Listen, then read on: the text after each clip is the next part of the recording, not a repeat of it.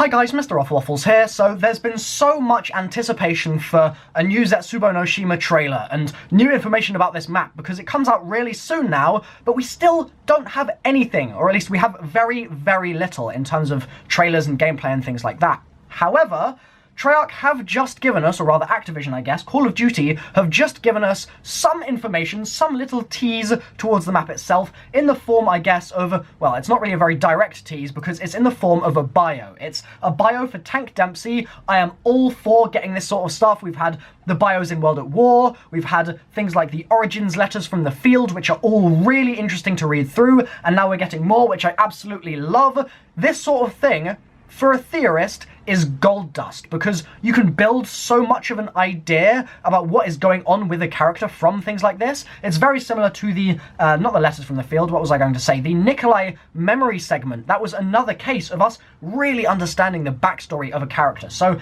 in this particular bio, nationality American, fair enough. Affiliation American Marine, yep, what do you expect? And it says, Corporal Tank Dempsey, American hero. Originally assigned to intercept Dr. Edward Richtofen in northern France, Dempsey now fights alongside Nikolai, Takio, and Richtofen as they attempt to put an end to the enemy war machine once and for all. So that's quite interesting, we'll come back to that momentarily. Though he's seen more than his fair share of bloodshed, nothing could have prepared him for the events of Der Eisendrache. Now, the thing that is really interesting about this, the thing that stands out to me straight away, is the fact that it says Dempsey fights alongside Nikolai, Takio, and Richtofen, that's fine, as they attempt to put an end to the enemy war machine once and for all. Which just strikes a little bit of a weird chord with me, because it makes it sound like Nikolai and Takio and Richtofen, and Dempsey of course, are all working together to stop this enemy war machine. But originally, in the messages, the quotes, the ciphers, all of that, all the stuff that we've had from Black Ops 3 so far, and even from Origins, from the Letters of the Field as well, again, mentioning them again, but it's just as relevant here. This enemy war machine that constantly keeps coming up has never really seemed to be something that Richtofen has been fighting against as well, or at least that's not the way that I have interpreted it.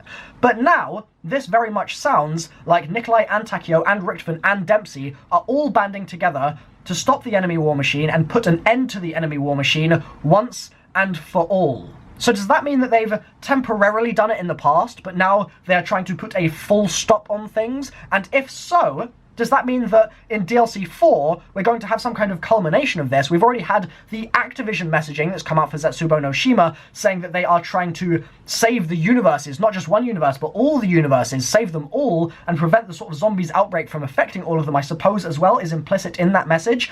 But this makes it sort of seem like DLC 4 is going to be this built-up event that could potentially be basically us stopping the war machine for the last time. And if that's the case, then that's going to be the end, maybe, of this story arc. It is literally going to be a conclusion, which we've sort of been speculating about here and there, but people have really not known what to say.